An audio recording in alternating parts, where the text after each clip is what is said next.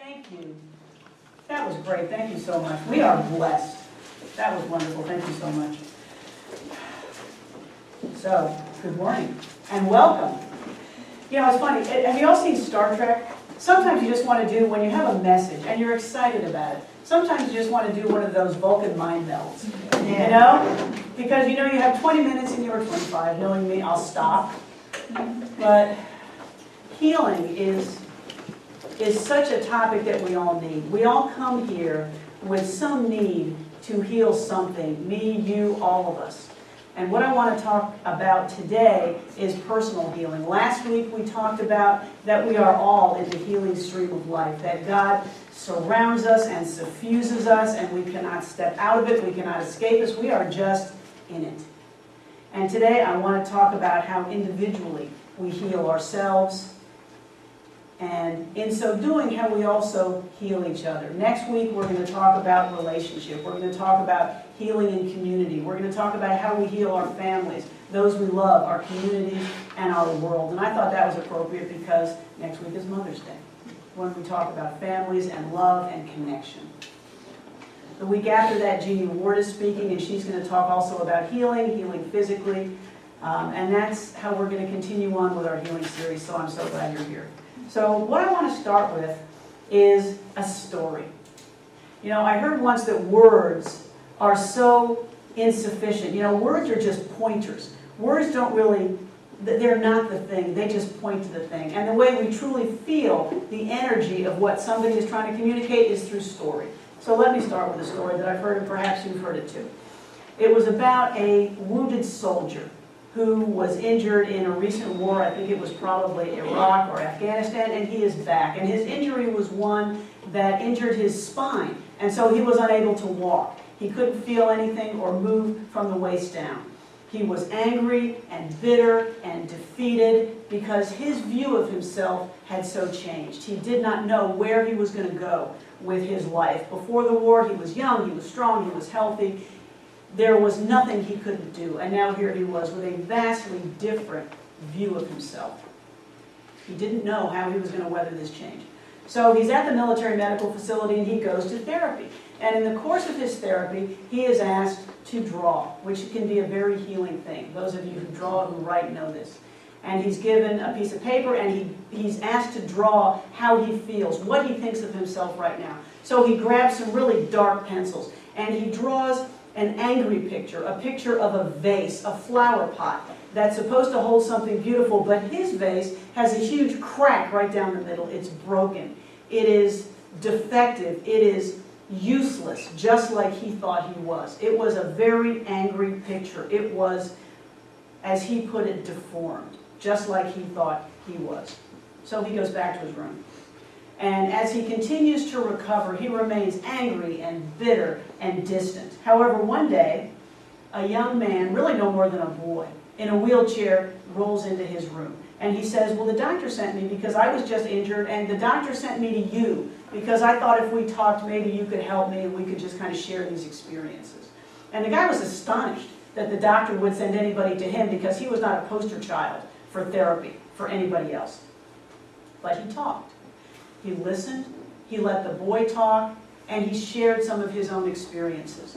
And it was a watershed for him because what that moment did for him and what later moments did for him, because he continued to step out, to share. He started visiting other young men who had been injured. And he started sharing his experience and listening to theirs. He just opened up to what he could still do, to the connections he could make, to what he was feeling in his own heart.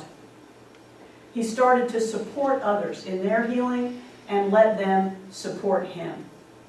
He saw that he was connecting, that he was helping, that even though he was broken in his own view, he still had a purpose, and he still had a meaning, and he still could go out and make a difference. So after several months of this, he goes back to the therapist.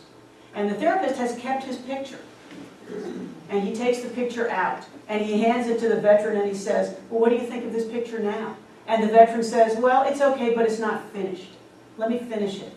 So he grabs some other pencils, colored pencils, beautiful pencils, yellow, orange, and he draws beautiful rays of light shooting out from that crack. He completely transforms that broken flower pot, that vase, into something of beauty. And he points at it and he says, see that crack? That's where the light shines in. So, what is it they say about stories? I don't know if it happened, but I do know that it's true. Yeah. That is where the light shines in. So we all know people who have been grievously injured, who remain in pain, whether it's physically, emotionally, mentally, spiritually, and yet they have come through that experience. They're different. They're not the same as they may have been when they went in, but they still come out whole. They still come out resilient. They may be different, but they're still joyous. They are not defeated. Many say that they would not be the people that they are now if they had not gone through such an event. I've done that. Have any of you done that? Is this resonating with anybody? Yeah. You go through something so tough that at the moment you don't know how you're going to lift your head. But then at the end, you are transformed, you are different, you are, in many ways, you say wiser, better, deeper, more compassionate, because those experiences change us. I think everyone sitting in this room probably has gone through that. It may have been that you learned empathy, that you learned compassion, that you learned forgiveness. Maybe not. It may just be that you learned that you were stronger than you thought. That there are resources you could draw on that carry you through. We all learn something from these experiences. They are priceless, and sometimes we just need them to grow and to continue on our spiritual journeys. On the other hand, I think we've also seen people who have been defeated by these experiences, haven't we? That we look at them and they just cannot lift their heads. They cannot get out of the story. They cannot realize that there is a place to go, that there is a far horizon that they can reach. They just are stuck where they are. So what makes the difference? What makes some people resilient and what makes others defeated when we go through these life experiences? So today that's what I want to talk about. And this was a different turn that I was going to take. It's funny when I do these talks. I mean, I was talking about this in our adult discussion group this morning when we were talking about healing. And we were also talking about where we are led for resources. I mean, sometimes I just get led. I mean, this sounds kind of woo-woo, but sometimes something just comes to me and says, I just need to talk about this.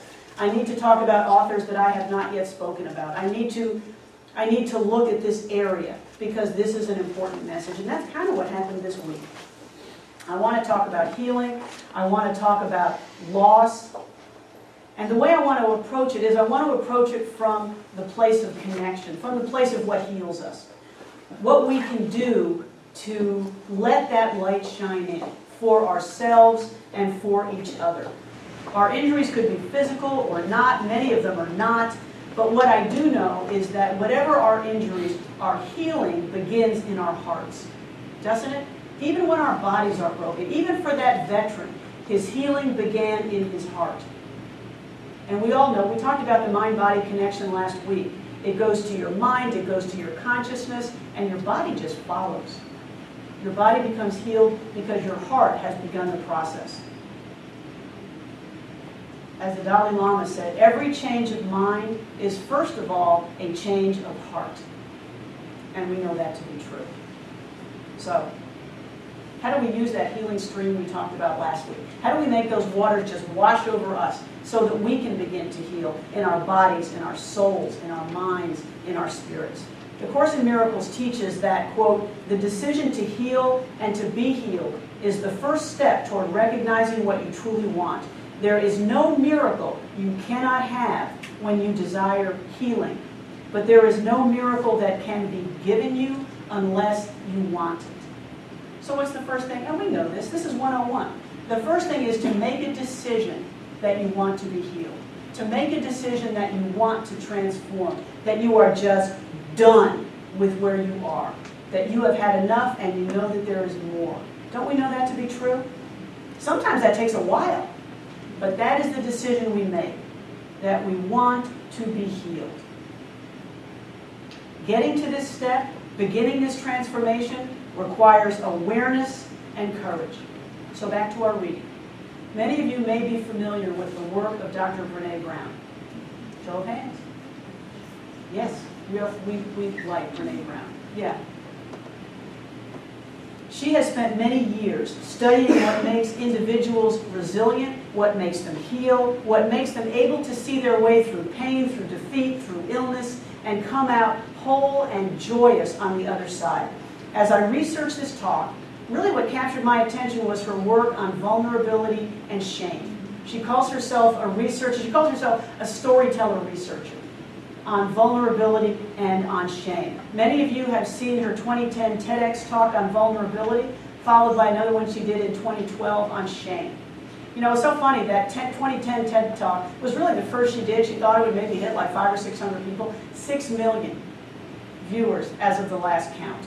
6 million clicks on that video. And why? It's not that anybody knew her. People couldn't even say her first name. It's because all of us have a need to find out how to heal. All of us know we are vulnerable. All of us want to connect. It is a topic which touches a chord in all of us. And I think that's where that 6 million came from. She's also written several books, the first being The Gift of Imperfection. And she tells kind of an interesting story as to how she became a vulnerability and shame researcher. She wasn't even going to start it. She was getting her PhD in clinical social work, and she came to the conclusion that really what makes us happy, what gives us joy, what makes us whole and healed people is connection, is the power to connect and the connections we have with other people. Don't you know that to be true? Teaser, that's next week. Okay. So, that is what she found. So she said, okay, I'm a researcher, so I'm going to quantify this. I'm going to count. I'm going to put it down in scientific algorithms, how connection helps us. So she starts researching connection. She started talking about people. What is your best connection? What are your best connection experiences? She didn't get anything of that back. What did she get back? She got stories about how people so longed for connection, they could feel it, but they couldn't do it. She got stories of broken relationships, broken hearts, the need to be with others, to share with others, but there was something that was stopping all these people. She was stunned because she thought she was going to get a lot of people who talked about how wonderfully they connected. Not true. She saw a sea of people who were dying for it and could not do it. She said, when I asked for it, I got so many stories about what people were missing instead of being able to connect. She realized that many of us are just not able to form these connections, and as a result, we remain isolated and we remain in pain. Okay, can we live healed lives when we are isolated and in pain? The answer to that is a big no. Through story after story, she learned that we cannot connect in so many instances because we feel that we are unworthy of love, that we do not belong, that we are not enough. These are tapes which are just running through our heads.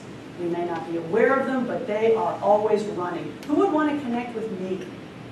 Why would they want to do that? That makes no sense. You know, this is a story I tell. When I've been with One World for a while, and I was on the board before I was spiritual leader. And when Tom Kell asked me to be on the board, what was my first response? My first response was not, of course I would be on the board. I'm surprised he didn't ask me to be president. No. My first response was that he thought I was someone else. I am not making that up. I thought he had confused me with someone else because why would I be on the board?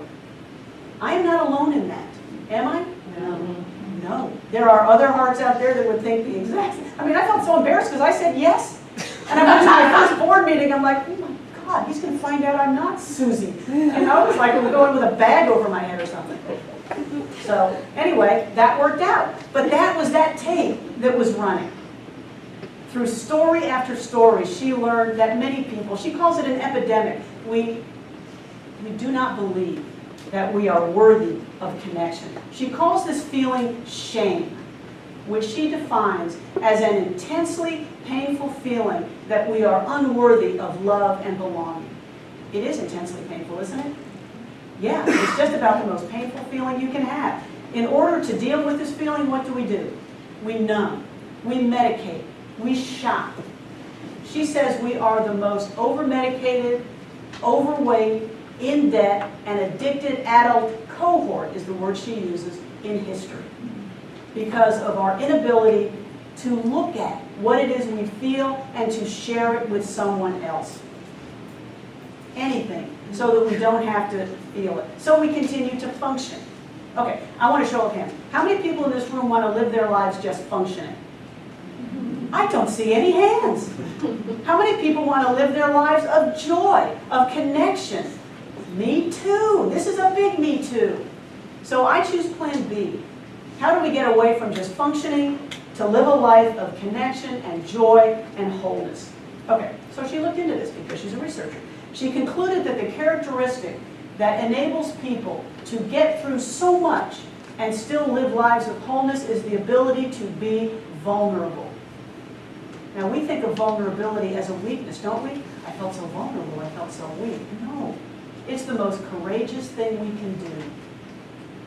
She concluded that these are people who let their vulnerabilities show, who can feel deeply and openly express to others the feelings that they have about the events and the circumstances of their lives without fear of judgment and without shame.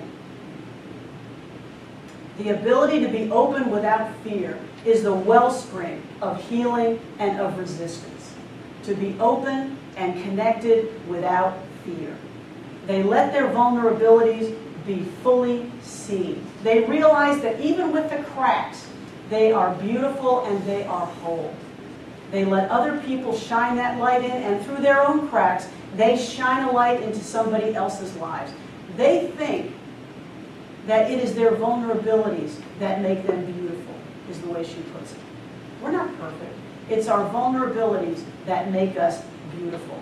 She has described vulnerability as, quote, our most accurate measure of courage.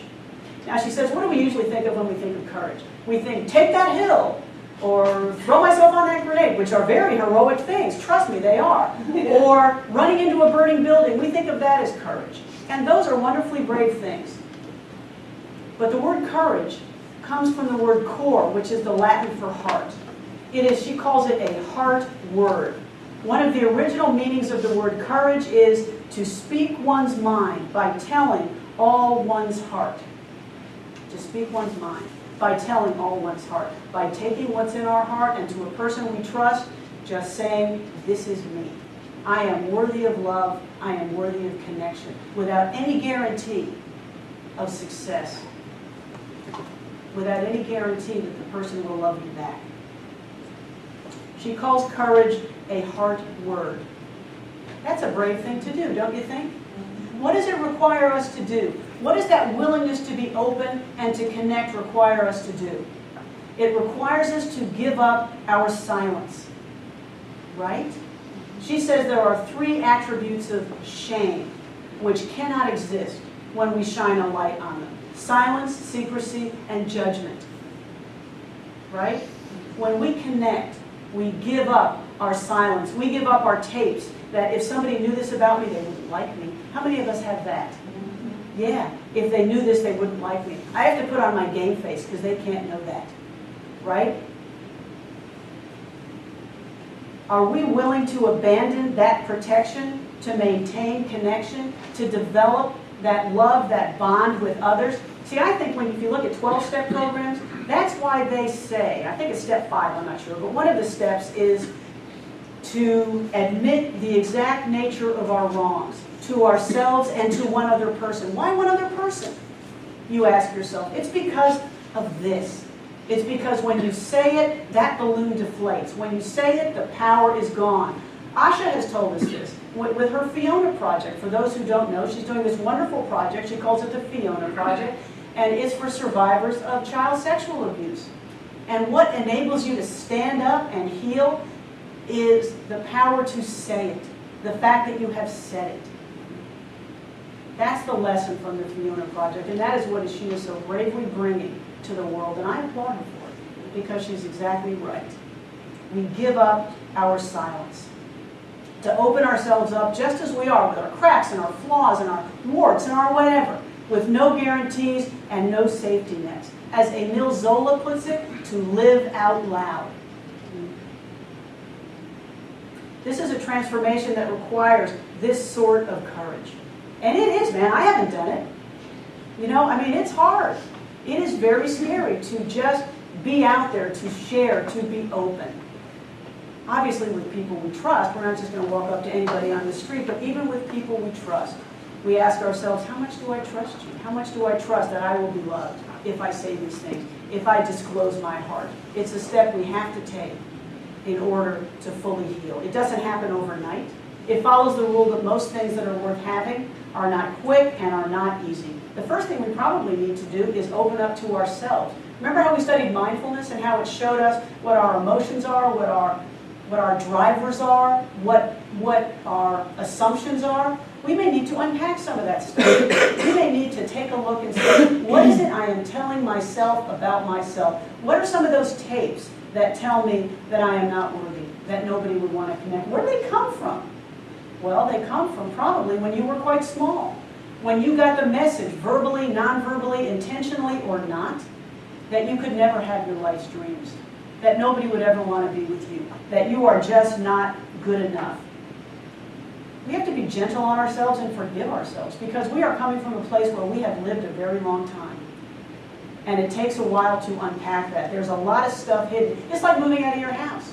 I'm moving out of a house in like 3 weeks that I've lived in for 20 years. There is a lot of stuff that I'm going to have to go through. I'm going to open cabinets and be appalled at the stuff that's in there. I'm just going to slam them up and get someone else to fix them. And it's kind of like that. Whether we're moving our house or whether we're unpacking what's inside, we need to have the courage to open up and take a look at it and know what's there. There's a lot of stuff hidden, and we need to go through it before we can leave, before we can move on. Then we open up to others. And maybe we just do it with baby steps. I've always done it with baby steps. To the extent I've been able to do it at all, there's still a lot more work. Just little baby steps. This is how I feel. What's going to happen next? And 9 times out of 10, you're fine. Right? We make it so scary. But when we do it, we find that the benefits are astounding. We find that the healing light just washes over us because we have taken away our fear and our isolation, and we have said, I am enough. Regardless of what you feel, regardless even of what you say, I am enough, I am beloved. That we allow ourselves to be seen. I think I've told this story before, real quick. My very first day of seminary, we did an exercise. Okay, so I'm down in New York, up in New York, whatever direction, and we do this exercise. We pair up with people, and we look at each other, and the first person says, I am here to be seen. And the other person looks back at them and says, and I see you. Does that sound scary to you? Oh my God. By the third time, I was in tears because I'm a person who doesn't like to be seen. I was in tears. It was an amazing experience. I am here to be seen. We are all here to be seen. That's how we heal. That's how we connect. That's how we let our light shine. We are all here to be seen and to see others.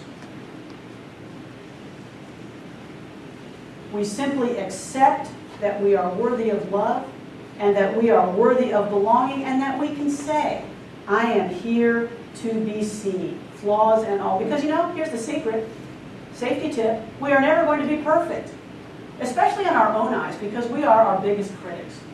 We are never going to be perfect. So what's the answer to that? We're perfect right now, right?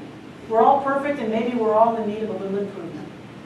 But we're perfect and we're whole and complete right now. We need to abandon that crazy standard that we can't step out and live out loud until we are perfect, until everything is in line. It ain't going to happen. So let's just do it now. Now what does that mean? She doesn't really talk about it in these terms, but for me, it means that such acceptance means that we step into the truth that we are expressions of God. And how could we be anything but whole and complete? Because that's what spirit is, complete and whole and healed. I know that there were people who will say that, saying, I love myself, I am whole and healed. They'll say that's narcissistic. I know people who say that. You're always looking at yourself, you're saying, love yourself first. Just forget that. You gotta love other people, you're fine. No, loving yourself first, loving yourself is not ego. You don't love yourself because you are you. You love yourself because you are part of everything. It's not ego. You love yourself because we are all. It's not because you're so special. It's because we are everything. That's why we love ourselves. We are a part of God's creation. As Psalm 139 says, fearfully and wonderfully made. It's our ego that identifies us as separate. Our heart knows that we are not. Doesn't it? When we open our hearts and we welcome this knowing, we lay aside our fear, our shame, our despair, our insufficiencies, and our lack that have so taken up our energies and monopolized our attention. We can focus on connecting, on loving, on showing up as we are here to show up. This is the process of healing, of coming to know on a visceral level that we are worthy of love, that indeed we are beloved right now, and that we are whole and complete just as we are. Okay, so here's the challenge. We know this intellectually, but how does that travel what has been called the longest distance that we know? What is it, the 16 inches from here to here? How does that travel from our brains into our hearts? Because that's where it has to reside before we can be truly healed. So Dr. Brown calls this characteristic and this way of living wholehearted living that we just need to step into and try. She writes that healing and resilience come with the ability to live in such a wholehearted way. In her latest book, which is Daring Greatly, she writes, wholehearted living is about engaging in our lives from a place of worthiness. It means cultivating the courage, compassion, and connection to wake up in the morning and think, no matter what gets done and how much is left undone, I am enough.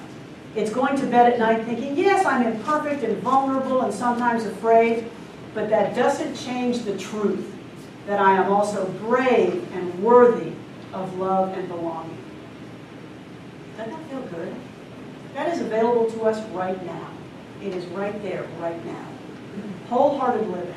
The courage to know that we are enough right now, that we are worthy of love, and indeed that we are beloved, is the power that permits that healing stream of life and love and power to wash over us.